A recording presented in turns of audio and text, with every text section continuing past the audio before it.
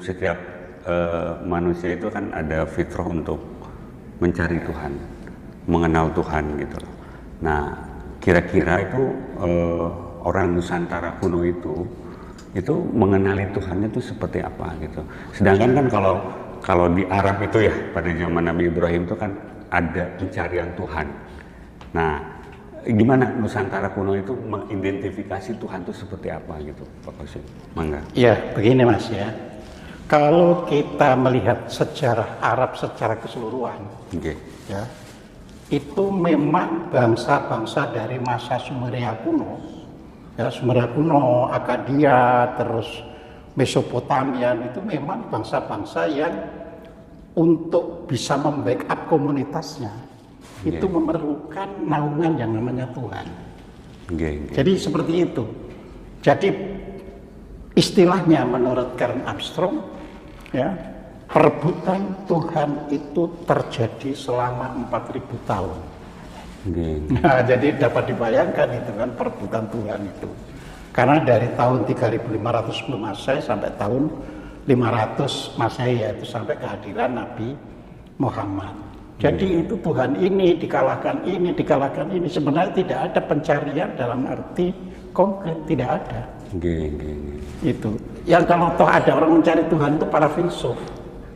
Apakah orang-orang yang memang mencari Tuhan itu identik dengan orang itu punya pemikiran yang lebih luas, Pak Qasim? Ya, jadi sekali lagi yang mencari Tuhan itu para filsuf. Jadi kalau bangsa Arab itu sendiri, ya kan, sebenarnya memang Tuhan itu dianggap sebagai tokoh yang melindungi komunitas. Itu sebabnya ada tulisan Karl May tentang apa itu, bukunya tentang ziarah ya ke Mekah. Padahal ini orang Jerman kan, Karl May itu kan. Di situ mencantumkan dalam perjalanannya di gurun Arab Saudi itu terjadi dua kelompok suku yang sedang berperang. Ya, ketika mereka itu sedang berperang, itu sama-sama menyebutkan yang dipilih oleh Tuhan untuk menang itu siapa. Walaupun ini sama-sama menyebut Allah, tapi siapa yang dikasihi Allah? Ya. Sehingga ketika melihat perang itu berkepanjangan, katanya, kedua suku yang sedang berperang itu sama-sama masih dalam lindungan Allah. Nah, jadi seperti itu. Jadi yang diperebutkan itu bukan harta aja ya, Tuhan juga diperebutkan. Tuhan juga diperebutkan. Nah, makanya ada kisah penjarahan Tuhan oleh Ibrahim. Dan itu sebenarnya dirintis oleh orang Yahudi. Nah, makanya kan sebenarnya Ibrahim itu menjadi bapak agama Yahudi, Kristen, dan Islam. Karena semuanya ini ketiga-tiganya menjadikan beliau, ya, Ibrahim alaihissalam itu sebagai induk dari ketiga agama itu. Nah, jadi itu. Nah, tetapi sekarang misalnya, setelah orang misalnya membaca tulisannya Zakaria Sitchin misalnya tentang kronologi apa ini ada bangsa alien yang turun ke bumi, ya ternyata itu semua buatan orang Yahudi, rabi-rabi Yahudi untuk menjadi hero-nya bagi itu. Nah, agama berikutnya ya tentu harus mempertahankan itu, sebab sebuah agama kalau meruntuhkan hero yang ada sebelumnya, dia tidak akan survive. Atau jangan-jangan Pak Qasim bahwa Tuhan itu hanya sebagai dalil untuk mereka mendapatkan kekuasaan itu. Ya, itu kan, tadi, untuk perlindungan itu tadi. Karena orang cenderung kan perlu Tuhan itu dimanfaatkan di politisi. Gitu. Betul. Nah, sedangkan di Nusantara pada mulanya, ya kan, seperti yang lalu sudah saya sampaikan, kita tidak mengenal konsep Tuhan seperti di Timur Tengah. Betul. Ya, kan? Itu tidak, ya. Makanya kita ini tidak punya personal name untuk Tuhan. Ya, ada kelompok yang menyebut yang tunggal saja. Ada kelompok yang menyebut yang widi. Ada kelompok yang menyebut yang manon itu yang maha tahu. Yang widi berarti yang maha kuasa. Ya. Ada kelompok yang menyebut yang akarya jagat, yang menciptakan alam semesta. Jadi tidak ada personal name-nya. Iya. Jadi di situ. Jadi lebih universal ya. Lebih universal. Jadi lebih mengutamakan apa ya, kayak laku. Ya, Jadi kesatuan ya. orang-orang Nusantara itu percaya bahwa kalau dia melakukan kebaikan, ya itulah yang merupakan ketetapan dari semesta alam atau Tuhan itu. Berarti mereka sendiri adalah memang orang yang berkesadaran, itu orang yang Tuhan ya. Berkesadaran. Betul. Itu. Nah, di dalam memandang kesadaran terhadap orang lain, orang kita tidak mengusik. Misalnya begini ya, misalnya nanti jangan dianggap cara berpikir kita nanti bisa salah. Betul. Saya ketika masih kecil, ya sebelum peristiwa G30S, itu ada pohon besar ya di pinggir telaga. Dan pohon besar ini selalu setiap hari Jumat pagi itu diberi sesajen. Pohonnya selimuti dengan kain putih bersih. Nah, kalau mereka ditanya apakah di situ ada Tuhan, mereka selalu jawab, bukan begitu nak, ini ada yang bau rekso. Jadi pohon ini artinya ada yang menjaga. Bau rekso itu kan bahasa Jawa. Ada yang menjaga supaya tidak marah-marah gitu kan. Yang menjaga itu maka diberi sesajen. Sesajen kan dari kata saji dari kata aji. Sesuatu yang bernilai. Ya, jadi di situ. Nah, kalau dilihat konsepnya itu konsep ketuhanan, cuma tidak personifikasi Tuhan. Ya, jadi seperti itu. Jadi dia tidak akan mengatakan menyembah pohonan itu tidak. Nah, setelah G30S, karena yang berkembang itu adalah orang-orang Islam, itu pohon tebangi. Akhirnya telaganya itu kering. Iya. Ya. Nah, ini artinya kita tidak mengerti kearifan lokal. Mungkin dulu sulit menjelaskan kepada anak cucunya. Ya ini kalau ditebang itu bisa kering, itu sulit menjelaskan gitu. Jadi kita ini patut bersyukur ya, artinya pemahaman ketuhanan di orang-orang Nusantara kuno itu kayaknya lebih luas. Gitu, betul. Iya, sesuai dengan kondisi. Betul. Jadi tidak pernah mempersoalkan nama Tuhan, siapa yang disembah, tidak.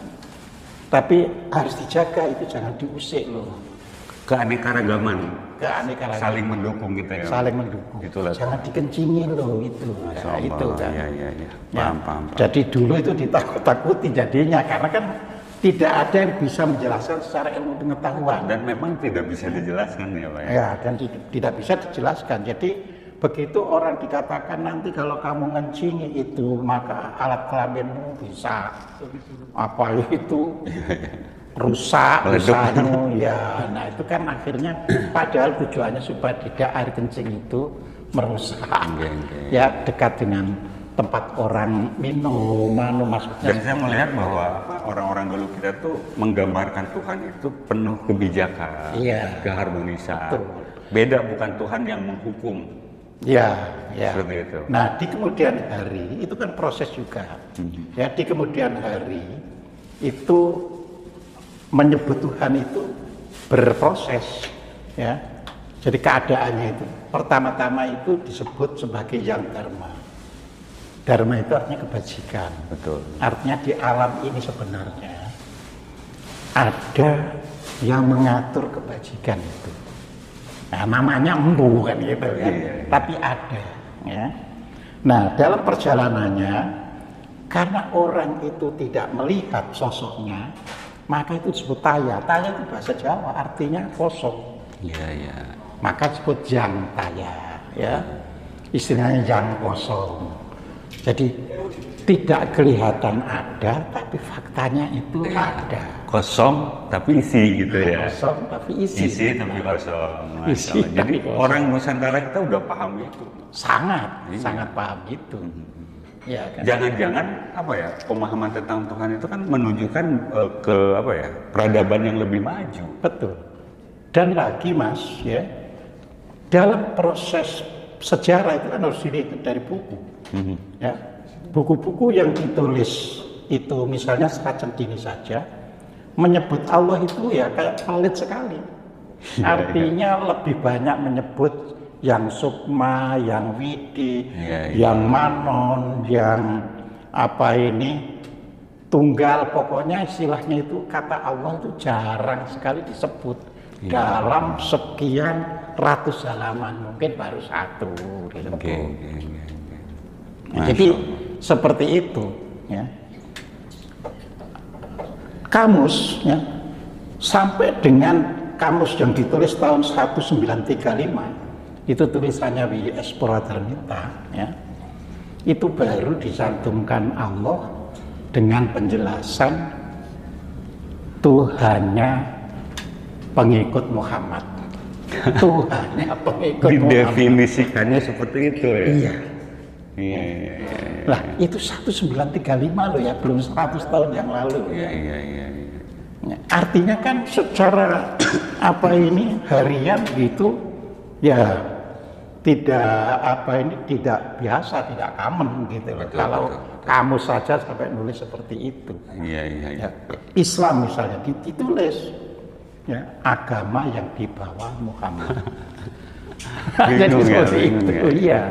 Ya. Udah disegmentasikan seperti itu. Ya, sudah seperti itu oleh penulis kamus. Ya. Artinya kan secara sosial belum paham sebenarnya. Oh ya itu Allah itu kan cuma sebutan untuk Tuhan bagi orang Islam. Jadi bukan Tuhannya ya.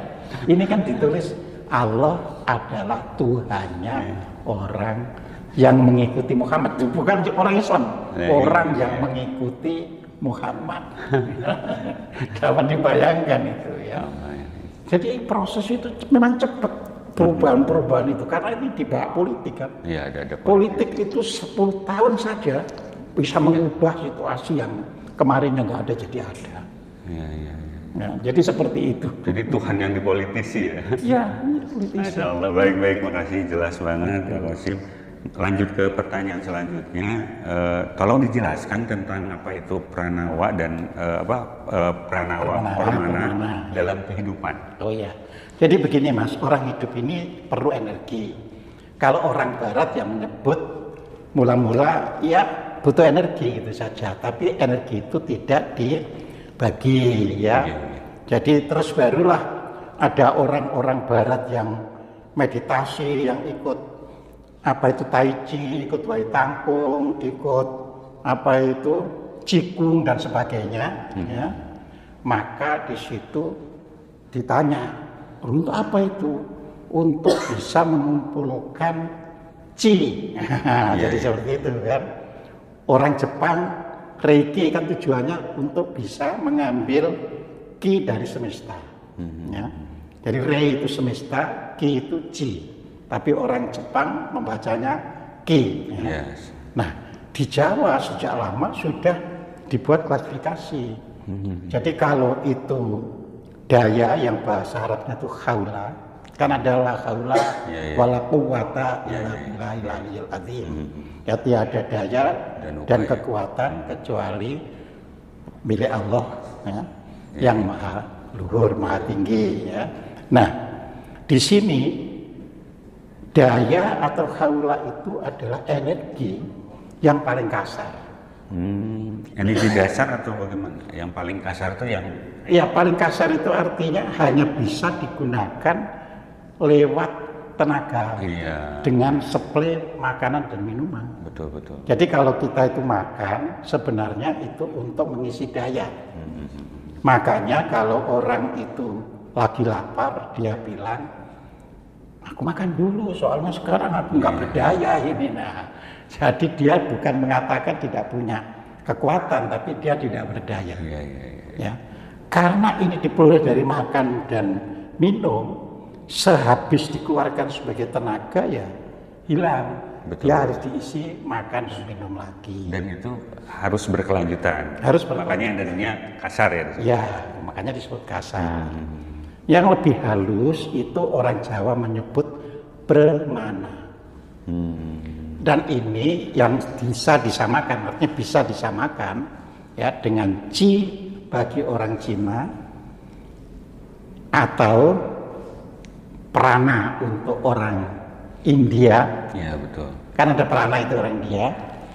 Atau Ki bagi orang Jepang. Terus orang Barat menyebut vital force ya. Atau life force ya. Jadi daya hidup. Disebut demikian karena itu yang menentukan manusia itu hidup atau mati. Jadi kalau energi yang disebut permana itu ya di bawah ambang batas, ya dia sakit. Kalau sakit terus nggak bisa memperbaiki, ya akhirnya mati. Semacam spirit gitu? Enggak. Oh bukan? Enggak, kayak aki aja. Aki aja, makanya isi daya aki kan. Nah, aki itu kan selama dia isi ya bisa dipakai untuk nyetater kan gitu. Kalau tadi energi kasar tadi kan diperoleh dengan kita ngisi yang dimakan. Nah itu energi yang ini. Nah sekarang kita harus tahu gunanya dulu semuanya. Ya kan?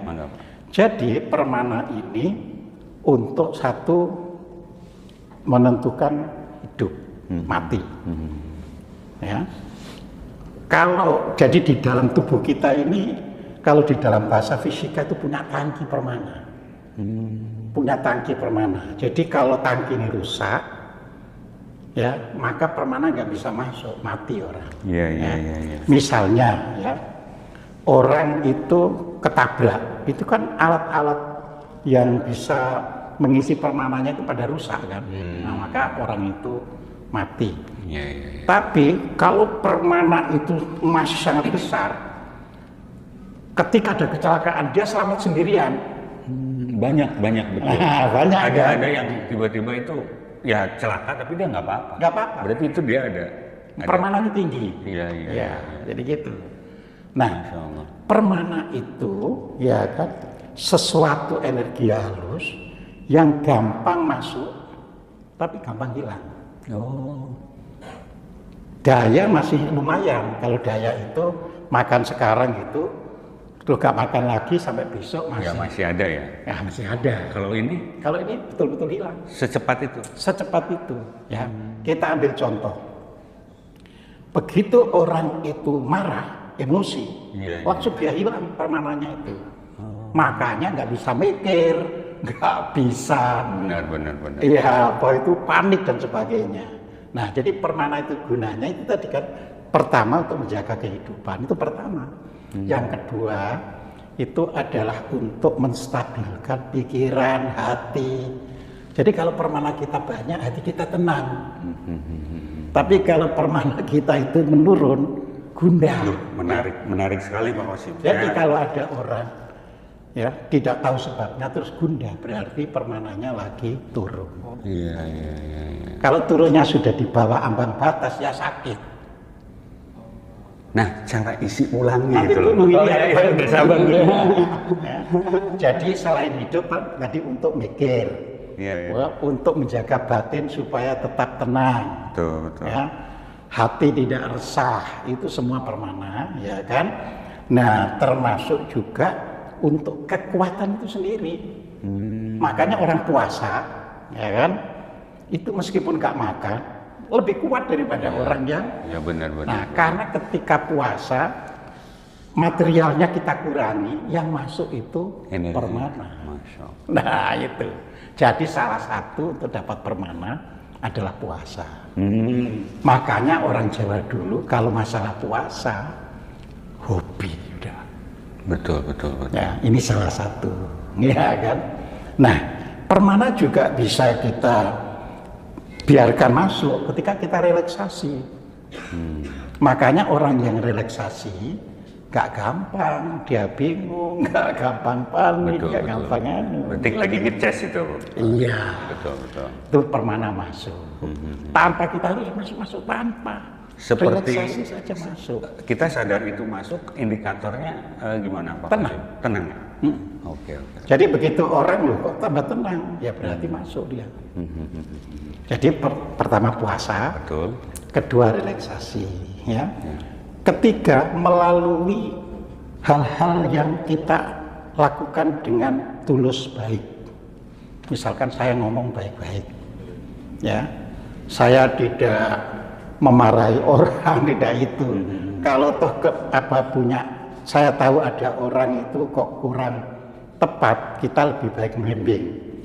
Sebetulnya kamu bisa lebih bagus lagi loh kalau begini. Oh, berarti kita sendiri bisa mengatur ya, artinya permana itu bisa masuk dengan mengendalikan diri. Dengan mengendalikan diri. Masya Allah. Jadi menasihati orang daripada memarahi orang, memarahi hilang permana kita. Tapi menasihati dengan cara memberi petunjuk, dan sebagainya, mengisi. Iya. Nah, itu. Lalu amal-amal saleh yang seperti dikatakan dalam agama. Makanya tidak ada agama yang tidak mengajarkan Kebaikan. ya kebaikan. Berarti sebetulnya itu high energy semua ya? Iya, energi semuanya. Jadi itu. Jadi orang memberi, orang sedekah, orang macam-macam, itu permana. Jadi kita mengeluarkan material berupa uang atau apa, tapi masuk permana. Jadi memang kebaikan itu bukan hanya sekedar kita mau baik, ternyata itu kebutuhan energi yang masuk. Iya. Benar. Jadi di situ. Nah, ingat, tapi permana ini dalam tangki, ya kan? Setiap orang besaran tangki berbeda. Iya. Nah, di Jawa kan ada namanya karma pala. Jadi kalau zaman dulunya sering nakal, sering itu, nggak dikasih tangki banyak-banyak, besar-besar gitu. Ya itu. Nah, ada yang tuh kenapa ada orang itu baru dilahirkan kok terus meninggal? Ya dia memang untuk menebus. Enggak, saya untuk kali ini saya untuk aja. Begitu ya? Saja. Iya. Iya.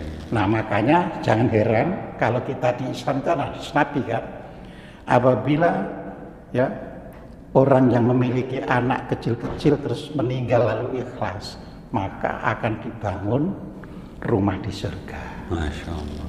Nah, ini hubungannya Islam ke Jawa tadi. Itu yang saya katakan, jangan jadi orang Islam asalnya Jawa gak ngerti jalannya, jangan gitu loh. Iya benar. Juga jangan jadi orang Jawa yang Islam gak ngerti Islamnya juga jangan gitu loh. Ini sudah diwariskan dari orang tua, kita nggak bisa, aku nggak Islam. Itu nggak bisa begitu. Ya, ya sudah, kita jadi orang Islam tapi sadar seperti saya orang Jawa sadar sebagai orang Jawa. Iya. Ya kan? Dan saya tidak perlu kan ubah nama saya jadi nama Jawa karena itu nama diberikan oleh orang tua. Iya. Nanti bisa nggak selamat ubah nama kamu. Jadi kalau melihat orang yang mudah marah, gampang sakit, itu udah jelas pasti permanannya turun. Betul. Ya.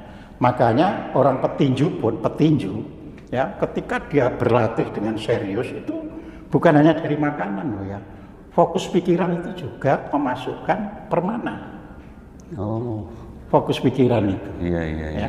Jadi permana bisa digunakan untuk aktivitas lahiriah apapun. Betul.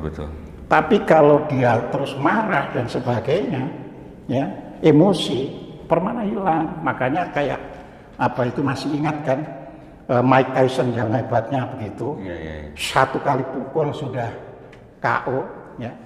Hanya karena peristiwa rumah tangganya retak dengan Robin Given.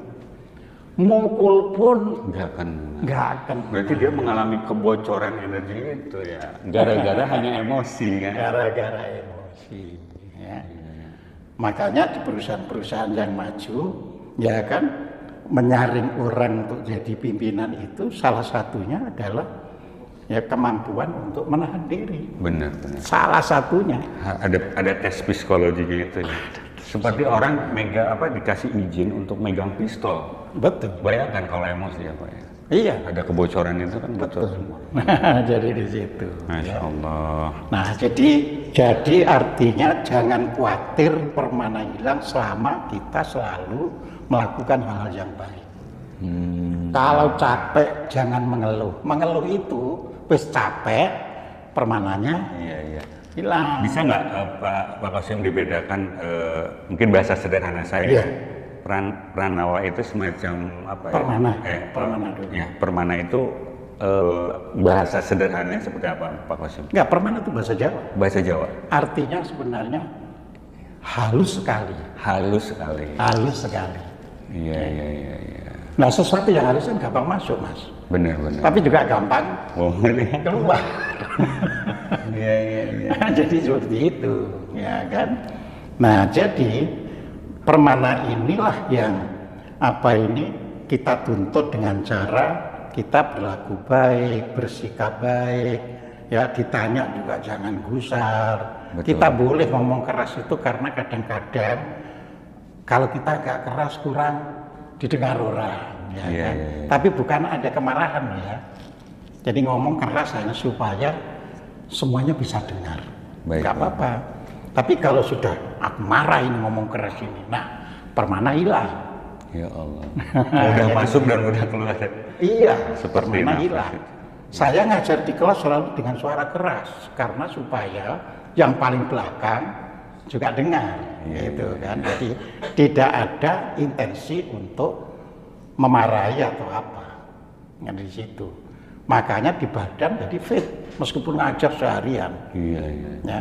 Saya ini pernah ngajar hampir nggak tidur, Mas. Masya Allah. Karena gini, ini riwayatnya itu bulan puasa, ya.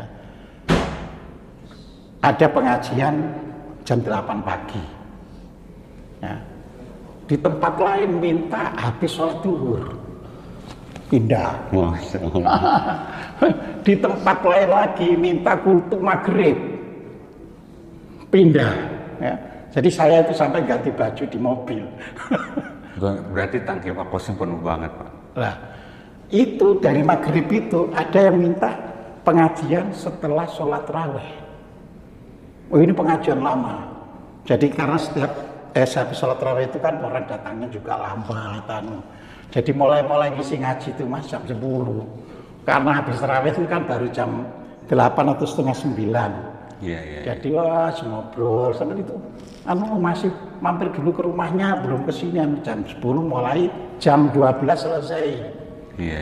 Ada yang minta, Pak, ini pas sore itu, pas habis maghrib itu, ini mendadak teringat Bapak aja yang ngisi. Loh, saya sudah ngisi habis tarawih nanti. Terus jam berapa Pak selesainya? Saya mungkin jam 12 atau setengah 1 selesai. Nggak apa-apa, setelah itu kami kumpulkan anggota. Pak Qasim nggak terasa capek gitu, Pak? Nggak terasa. Luar biasanya gitu ya. Akhirnya sampai subuh. Masya Allah. Terus paginya ngisi lagi. Saya mulai paham Pak Qasim. Pak Qasim mengeluarkan energi, artinya mengajarkan kebaikan ya. Iya. Itu otomatis mengisi sendiri. Ya, kayak mobil kan. Iya. Ketika mobil berjalan di satu sisi, aki itu mengeluarkan. Betul. Tapi di sisi lain elektriknya masuk ke aki itu. Selama aki itu tidak sowak. Iya. Nah, nanti manusia juga gitu.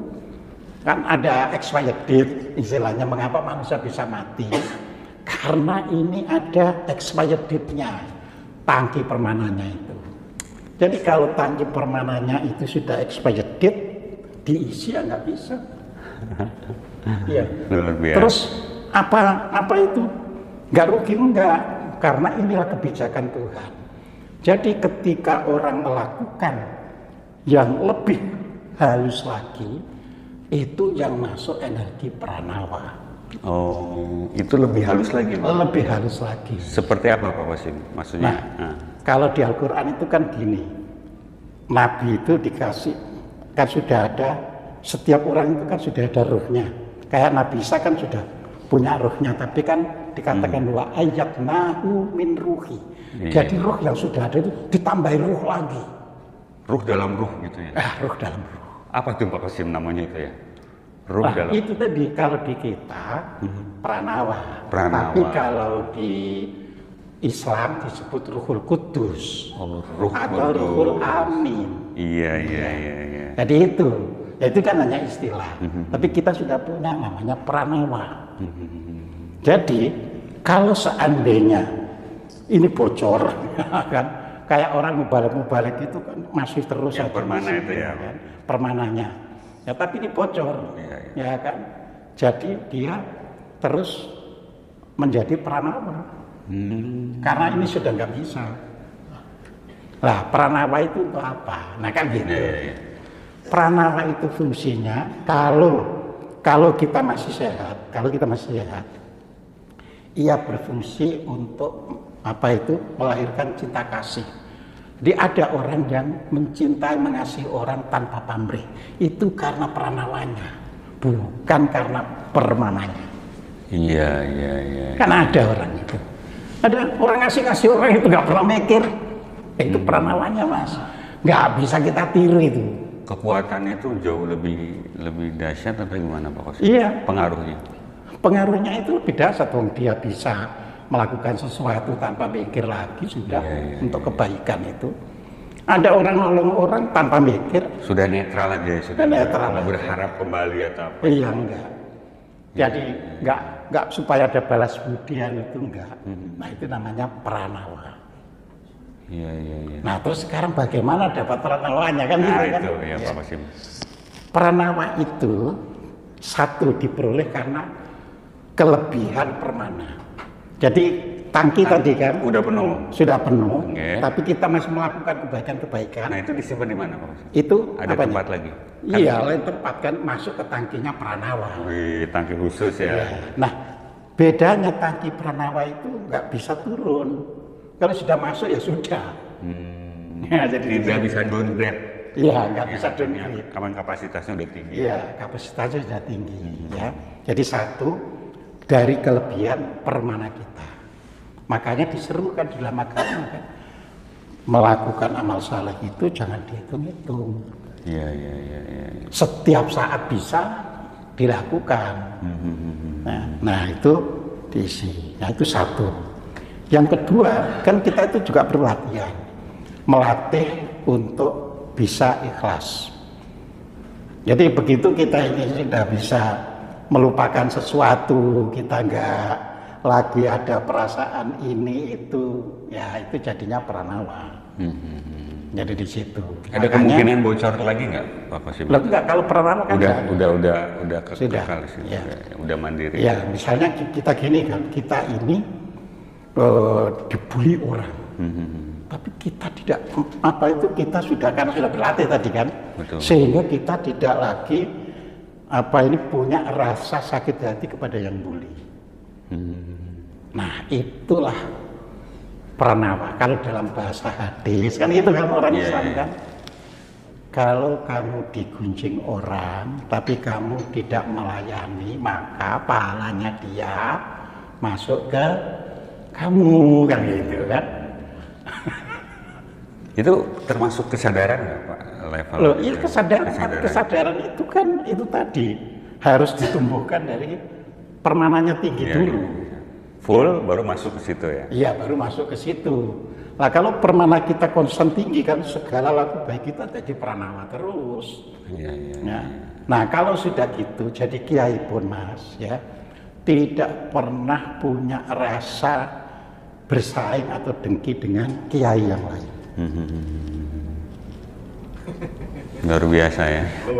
Jadi kalau ada kiai misalnya sudah lah urusan gitu aja kok. Udah damai hidupnya, udah nggak ngurusin orang. Itu pranawanya udah tinggi. Ini harus disampaikan pada banyak orang, apalagi kalau kita punya pemimpin. Betul. Itu punya energi begitu. Betul. Lah kita harapkan. Iya. Harus ditumbuhkan itu kesadaran. Iya. Jadi kita itu sudah merasa semua orang itu adalah bagian dari dirinya, itu pranawa. Iya. Tapi kalau masih enggak, aku masih punya kepentingan, kamu punya lah. Itu masih di bawah. Datang dan pergi siap bocor aja. Pergi. Jelas sekali, makasih Pak Qasim penjelasannya. Nah, kalau sudah sampai pranawa itu, akhirnya bisa lahir sifat kewalian-kewalian yang bukan karena diklaim orang. Gitu. Kan ada wali itu karena diklaim orang. Ya, kirane wali aja. Ya wali aja. Iya. Soal tabungan energi sebenarnya. Ya, tapi sudah sampai pranawa ya. Iya. Dan begitu sudah pranawa, nggak ada lagi urusan hidup dan mati. Iya, kalau sudah ini nyanu ya bersyukur aja daripada hidup tapi sakit-sakitan kan gitu. Iya. Mungkin gara-gara ini yang belum terpenuhi sehingga setiap batin apa-apa pengen apa nggak tembus-tembus. Iya, ini belum masuk. Iya. Karena sering bocornya itu Mas Hendra. Sering bocornya itu. Oke, Ya. sip. Nah, jadi kita ini diberi Tuhan ya 3 jenis energi. Masing-masing ada tempatnya, masing-masing ada gunanya, masing-masing punya fungsi. Iya. Kan itu kan. Jadi kalau pranawa itu karena sudah, kalau di dalam bahasa Arabnya itu sudah Ruhul Kudus, sudah Ruhul Amin, ya kalau sudah waktunya meninggal ya nggak punya perasaan apa-apa, wong memang sudah. Gitu. Ya.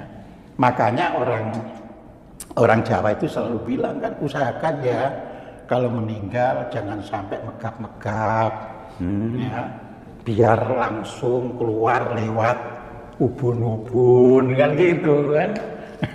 Jadi itu. Karena kalau lewat ubun-ubun kan halus. Kalau lewat mulut ini tenggorokan kan jadi Ini Pak Qasim bisa jadi gini, karena kita sudah paham tentang energi ini ya Pak. Kita ngelihat orang mati atau bersikap orang dalam hidup itu kita bisa tahu itu energi apa ya Pak Qasim? Ya bisa, cuma kita tidak boleh istilahnya ngumbar pengetahuan. Iya. Cukup tahu gitu Pak. Cukup tahu, ya, cukup tahu. Jadi ya tahu itu untuk dirinya sendiri, untuk pengingat dirinya sendiri. Jadi di situ, ya, atau hanya untuk nasihati. Ya sudah, rawat baik-baik gitu, tapi tidak boleh sebentar lagi meninggal meskipun tahu. Ya memang ini ada suatu pengalaman saya ya, menjenguk orang yang sedang sakit di rumah sakit ya, karena kami itu kenal, jadi kami suami istri itu kenal orang itu gitu kan. Istri saya itu bertanya, gimana Mas? Nah ini keceplos itu artinya karena istri yang bertanya, aduh, tampaknya pamit. Saya bilang kepada nyonya, sudah mau meninggal. Sudah, lupakan aja, saya gitu, lupakan saja. Ya. Dan benar terjadi Pak. Iya, benar. Jadi sehari kemudian itu meninggal. Tapi kami nggak diberitahu. Jadi kami itu menjenguk, tapi pas meninggalnya tidak diberitahu. Ceritanya 1 tahun kemudian dapat undangan pernikahan putra orang yang meninggal itu. Istri saya itu kok ya ingat. Mas katanya waktu kita menjenguk itu akan sudahlah nanti kita cek aja. Dan benar. Ya, jadi punya hajatan di Taman Mini, ya kita datang, terus istri melihat loh. Kok bapaknya nggak ngapit, kok orang lain yang ngapit? Ya sudah, nanti kita tanyakan saja. Apa itu ketemu keluarganya? Nah, istri yang tanya, Bu, kok bapak nggak ikut ngapit? Lah sampun sedo, ini orang Jawa kan, sampun sedo setahun kepengker. Ya, jadi setahun yang lalu ketika ibu menjenguk itu sehari kemudian baru dijelaskan. Ya, baru. Jadi itu namanya orang keceplos Mas, itu kita tidak dituntut apa-apa. Iya, tadi Pak Qasim bilang di atas pranawa itu wali ya, apa? Tadi Paling halus, paling super. halus. Iya, super sudah. Itu kira-kira kalau udah pada posisi gitu tuh ada yang orang ya, mohon maaf Pak Qasim ya, saya sendiri belum tahu gitu. Tapi ada orang yang bisa menentukan kematiannya itu. Oh iya, ya itu salah satu. Itu kan ada tingkatan-tingkatan. Ada tingkatan-tingkatan. Jadi ada orang yang memang membiarkan dirinya sesuai dengan waktu permanannya itu habis. Iya. Ya dia akan tahu. Tapi ada orang yang tahu itu, tapi dia masih ada tugas sehingga dia minta. Malah Ya. bergening lagi kepada semesta. Ya, jadi di situ. Ya, itu banyak kan orang-orang di Jawa yang begitu. Ya.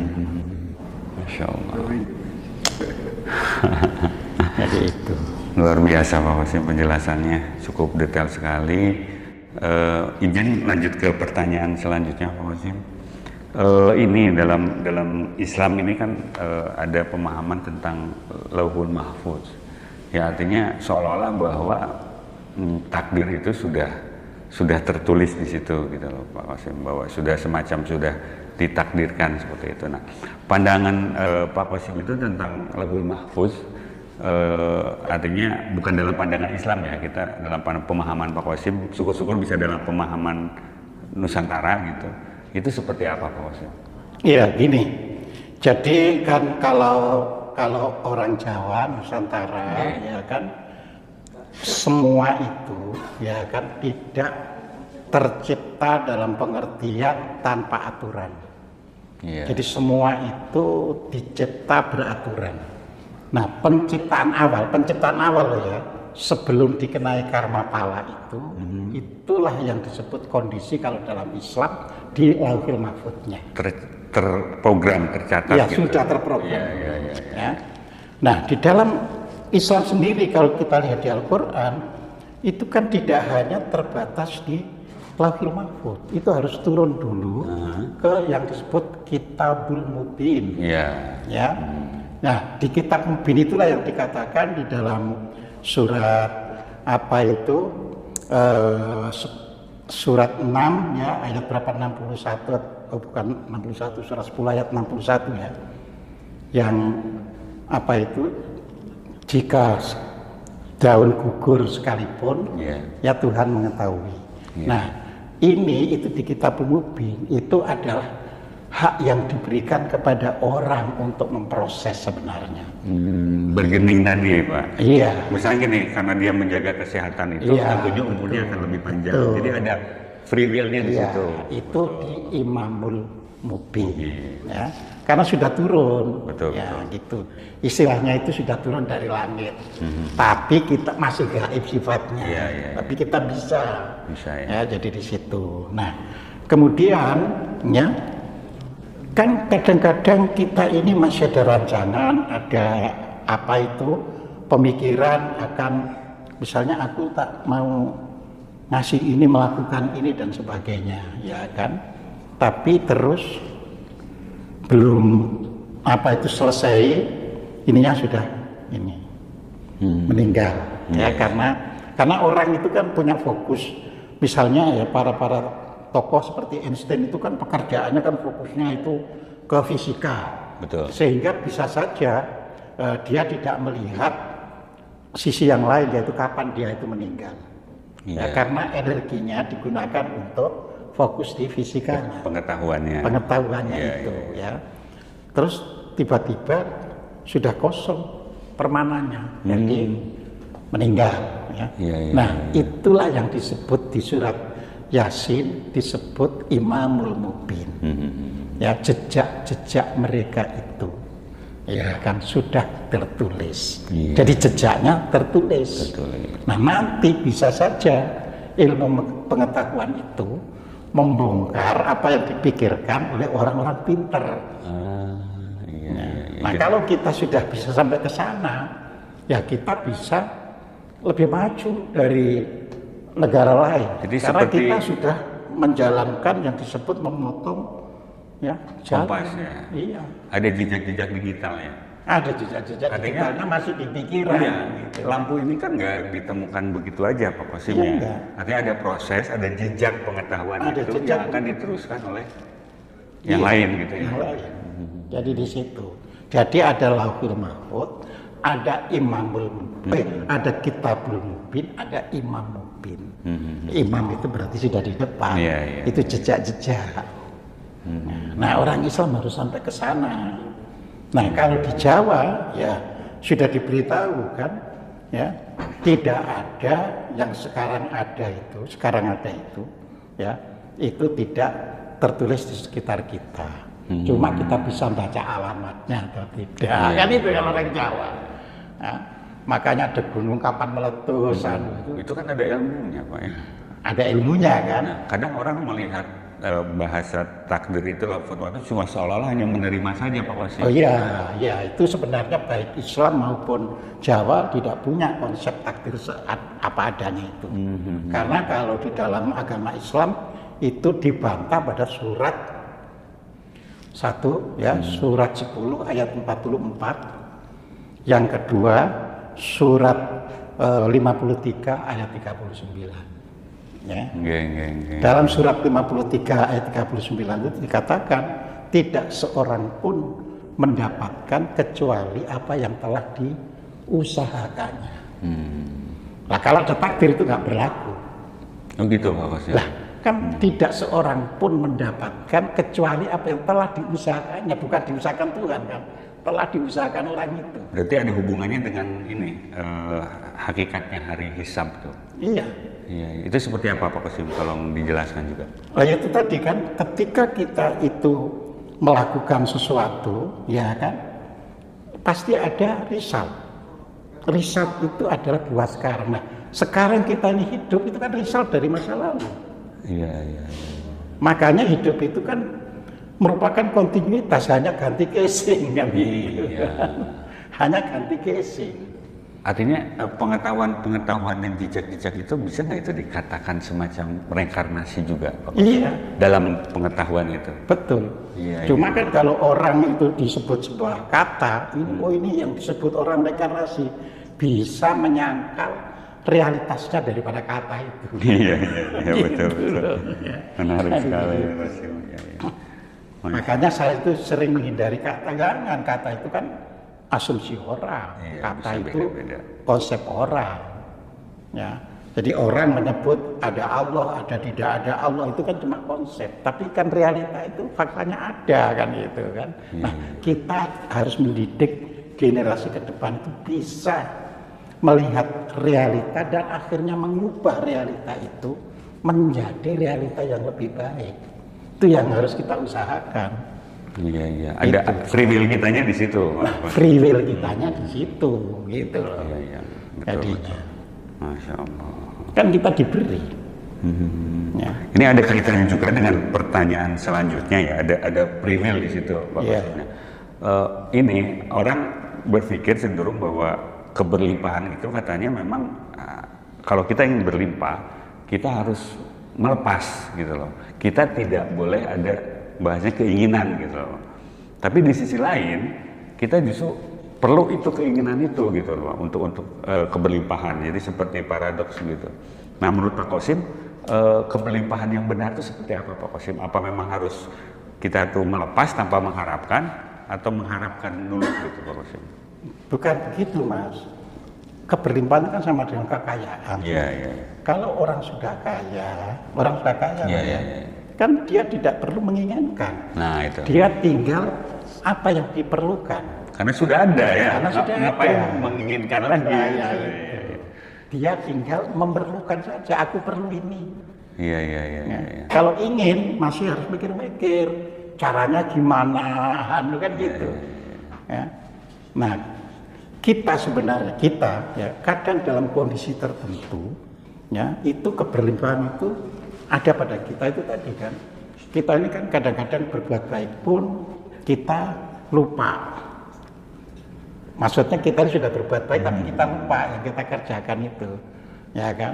Maka itu kan menjadi keberlimpahan. Sehingga jangan lupa kadang-kadang kita pun baru mikir aku kepengen makan sate, ada orang ngirim sate. Ya.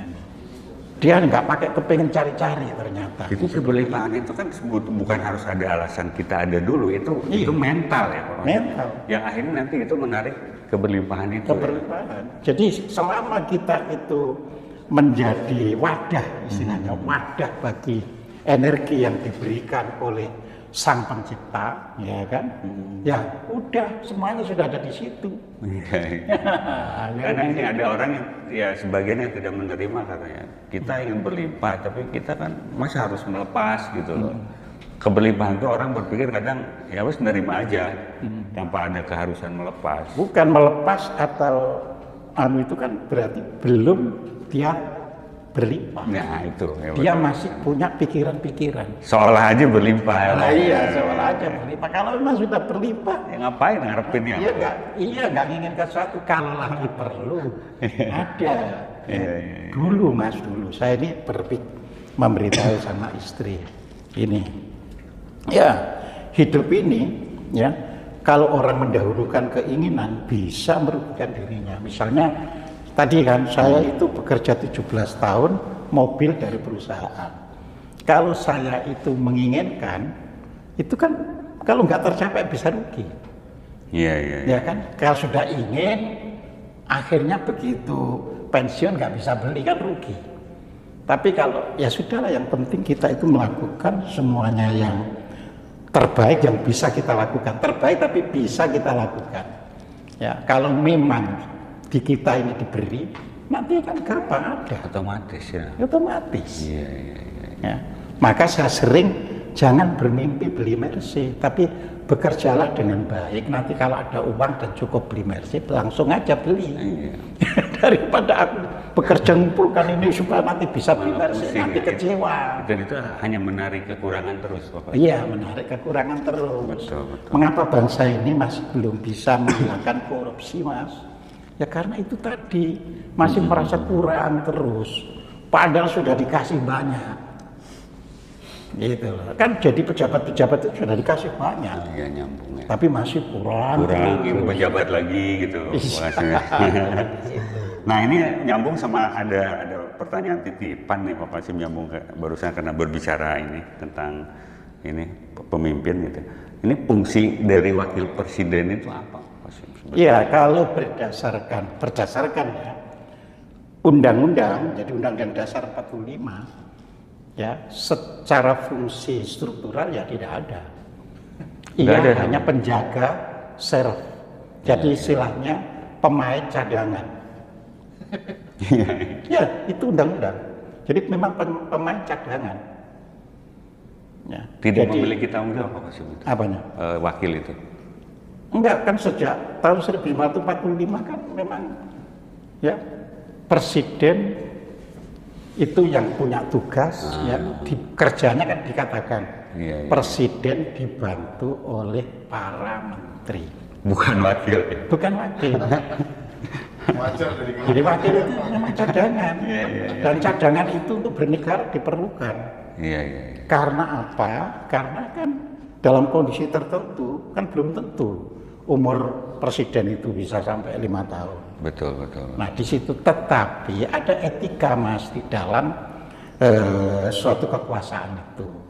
Misalnya ya Bung Karno sama Bung Hatta itu selalu diajak diskusi Bung Hatta itu untuk memimpin negara ini. Oh.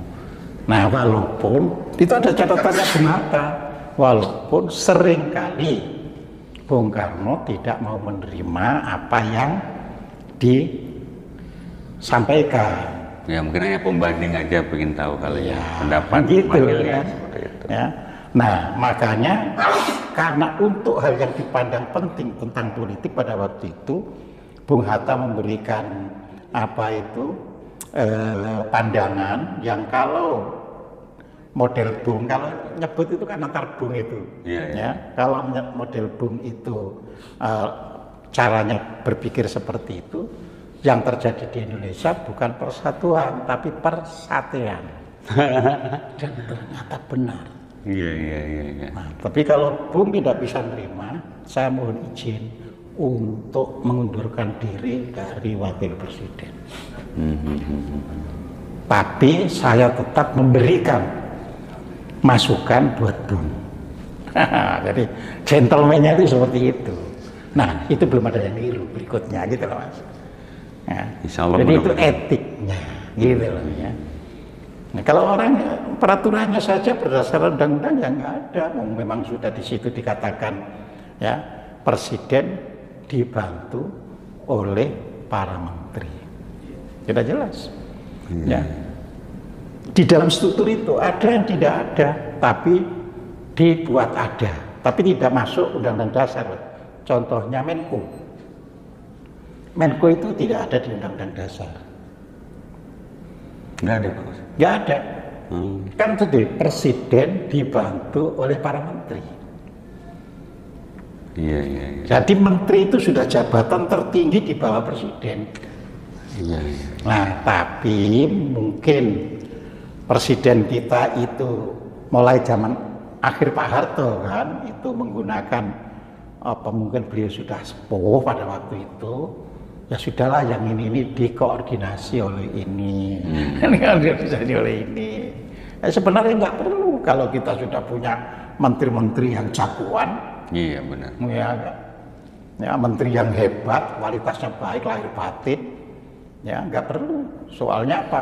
Menambah gaji kan ada Menko kan. Iya. Iya, jadi di situ. Terus mengundang apa basa-basi. Jadinya unik.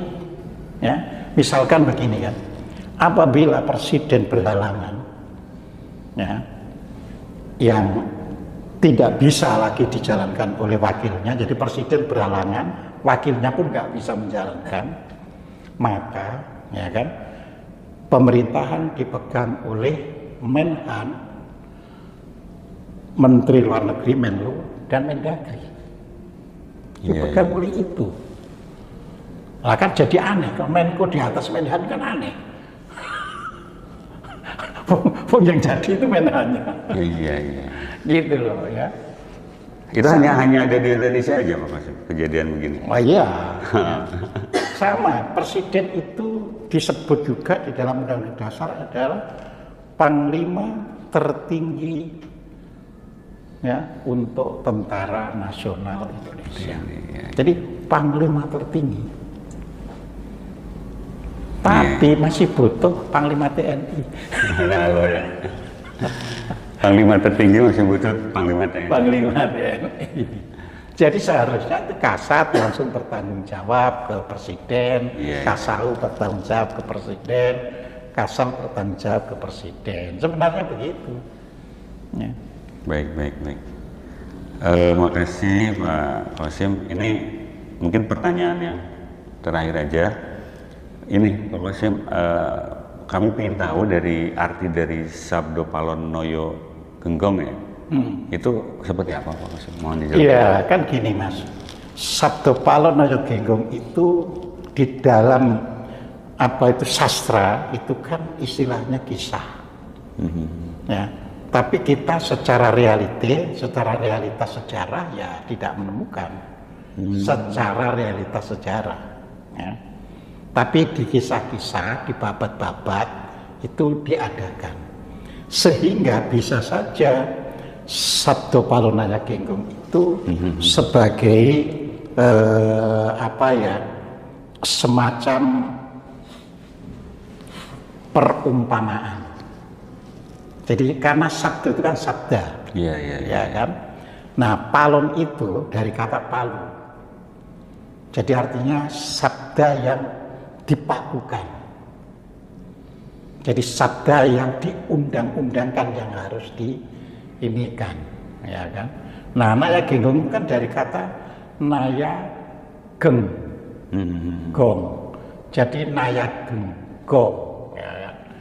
Jadi itu apa ya? Dan itu ya harus lahir dari ya orang yang memegang, yaitu tadi Sabdo Palon tadi. Makanya Sabdo Palon dan Naya Genggong nggak bisa dipisahkan. Jadi itu. Ya. Secara sejarahnya tidak ada gitu. Iya nggak ada. Jadi makanya secara sejarah ya nggak ada orang yang bisa sejarah ya. adanya Sabdo Palon Naya Genggong. Tapi secara babat, cerita, kisah, nah itu ada. Namanya kisah kalau kita belajar ilmu sastra, ya itu bisa bukan sesuatu yang historis, tapi sesuatu yang diperlukan untuk menyampaikan jalannya sejarah. Nah, jadi diperlukan aja. Iya. Soalnya kalau nggak ada itu rupanya sulit untuk ngajarkan sejarah itu, gitu loh. Betul. Jadi misalnya jembatan gitu ya Pak, menghubungkan ya. Iya, jembatannya misalkan gini kan sangat sulit kan ketika apa itu Prabu ini Bri Kertabumi yang sebagai Raja Majapahit terakhir terus bertemu dengan Sunan Kalijogo, Sunan Bonang ya untuk peralihan kekuasaan ya. Tentu kan secara sejarah nampaknya ya nggak ketemu. Yang satu itu Raja Agung, yang satu cuma Adipati Wali kan nggak ketemu kan gitu kan. Tapi secara faktual ternyata ada perpindahan kekuasaan itu. Hilangnya runtuhnya Mojopahit, munculnya kerajaan Demak. Nah, ini orang butuh kan jembatan disambungin ya. Nyambungkan itu. Gitu loh. Luar biasa, ya Allah, Pak Qasim. Saya salut ya sama Pak Qasim tuh, artinya banyak. Terima kasih Mas. Dari Jawa. Jadi benar-benar terbukti bahwa energi itu udah tangkinya udah penuh gitu. Luar biasa. Yang penting anak-anak muda ya kan, adik-adik dan sebagainya itu ya memandang Indonesia itu ke depan untuk maju. Jangan larut pada cerita-cerita yang lalu. Cerita yang lalu itu harus kita pelajari hanya untuk mengambil hikmahnya. Betul, betul. Bukan untuk mengembalikan kayak masa lalu. Kita itu roda itu berjalan ke depan. Jadi kalau kita mengembalikan ke masa lalu ya digulung oleh negara-negara lain gitu ya. Jadi kita itu harus melihat ke depan. Ya, kita akan cerita, nanti Indonesia yang bersinar, tapi kalau generasinya hanya menggantungkan cerita ya nggak bisa kan. Nah, gitu loh. Ya. Jadi generasi muda ini harus bisa melihat ke depan yang berdasarkan ungkapan orang Jawa itu harus berani cancut taliwondo. Cancut taliwondo itu artinya menyingsingkan lengan baju ya, untuk melakukan yang baik, yang benar, ya, dan relevan dengan keadaan zaman. Jadi di situ, ya. Tanpa itu nggak bisa kita. Apalagi cuma ngeramal-ngeramal, sebaiknya begini nggak akan bisa kita. Ya. Jadi kita harus jujur. Benar-benar. Ya. Sebagai tadi jejak-jejak itu, jadi kita itu artinya dari pengalaman hikmah itu kita bisa terus. Dari pengalaman hikmah itulah, ya. Makanya Al-Quran saja kalau bagi orang Islam di dalam surat Al-Baqarah ayat 269 di situ dikatakan bahwa siapa orang yang betul-betul memperoleh hikmah itu kan di situ yaitu ulil albab, ya kan, orang yang memiliki kedalaman batin untuk bisa melihat semuanya. Nah, kalau kita melihat lewat luar gini kan kebujuk-bujuk terus, ketipu-tipu saja. Nah, apalagi kita hanya melihat sepintas-sepintas, potongan-potongan. Hidup ini kalau kita tidak hati-hati hanya melihat potongan-potongan loh. Potongan Gibran, potongan Pak Jokowi, potongan tidak menjadi puzzle yang utuh. Tidak menjadi yang utuh. Allah, Pak Qasim, makasih banyak atas Terima kasih jawabannya. Luar biasa, kami sudah cukup terpuaskan. Terima kasih Pak Qasim. Mangga. Assalamualaikum warahmatullahi wabarakatuh. Waalaikumsalam warahmatullahi wabarakatuh.